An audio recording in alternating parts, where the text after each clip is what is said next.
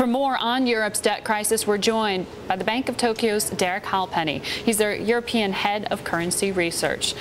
So, Derek, David just sketched out what was or was not resolved at the summit in Brussels. When you look at the euro right now, do you see a default or do you see a bailout priced in for Portugal? For Portugal, a financial bailout, I think, for probably the last month, I would say. The financial markets have fully priced in the high probability that at some point Portugal would require financial assistance. So, I think for that reason, when we look at the movement in euro-dollar over the last couple of days, which hasn't really borne any of this in terms of moving lower, I think it's primarily down to that fact. The markets aren't at all surprised with the developments that are taking place in Portugal. Yeah, we're looking at euro-dollar right now at 141.39. The other thing that remains unresolved is what's about to happen with Ireland, those stress tests coming up next week. And we heard from the Irish Prime Minister today saying he's going to go and talk to Jean-Claude Trichet at that time. What can we expect on that front? Well, I think this is certainly the more interesting element in regard to potential short-term risks, and I think certainly if you look at the potential, I think certainly the financial stress test results are going to indicate probably a lot of the funds that were put aside for supporting the banks will be used up through the results and the need for further capital. But I think Bloomberg's reporting that it's likely to be around $39 billion, according to sources that we've talked to.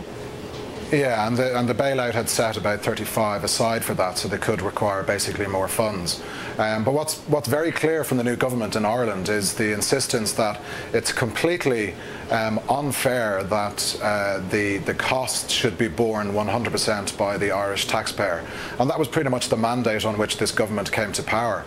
And ultimately that's going to put pressure for some form of haircut to be implemented on senior bank debt. So I think that's the kind of discussions that are likely to take place after the results of these financial stress tests, which ultimately could raise uncertainty in regard to bank funding across the entire region if it becomes more likely that Ireland pushes for some form of haircut on senior bank debt. And what you just hit on is the thing that I hear most frequently from hedge fund managers that they're concerned about, the precedent that is going to be set by forcing bondholders to take a haircut. Is that really the risk to the euro more so than the questions of to bail out or to not for Portugal? I do think so, because I think what's been addressed and has been addressed for some time is the liquidity aspects of the debt crisis in Europe. So the setting up of the EFSF fund has completely removed the potential threat of a default, but the policies that have been put in place so far do not deal in any way with the solvency issues.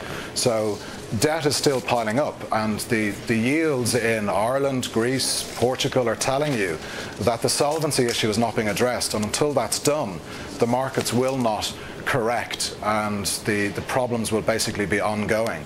So I think once we start to see the market shift to the threat of actual losses from private investors, then I think we could see some renewed concerns developing, and that could potentially undermine the euro going forward. All right, well, before I leave you, what do you mean by undermine the euro? What are you looking for there, euro-dollar wise?